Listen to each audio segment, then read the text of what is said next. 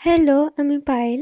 তো আজ যাবো একটু পুজো দিতে, যেহেতু বেশ কয়েকদিন ধরে না আমার মনটা ভীষণ খারাপ।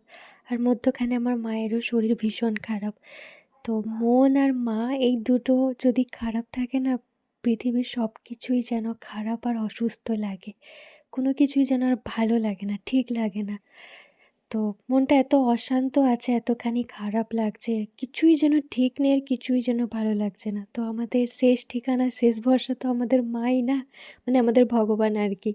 তাই আর দেরি না করে মায়ের নামে একটু পুজো দিতে গিয়েছিলাম মায়ের সুস্থতার জন্যে। আর যাতে সব কিছু ভালো হয়, সুস্থ হয়, সুন্দর হয়। আবার যেন সব স্বাভাবিক হয়, আমরা ভালো থাকতে পারি। ব্যাস এইটুকুই। সবাই খুব ভালো থাকো, সুস্থ থাকো। বছরে এই শেষ মান্থটা না খুব খারাপ যায়, সত্যিই খুবই খারাপ যায়। যদিও বা শুরুটা কোথায় ভালো ছিল। আমার কোনো মানে বছরই ভালো যায় না।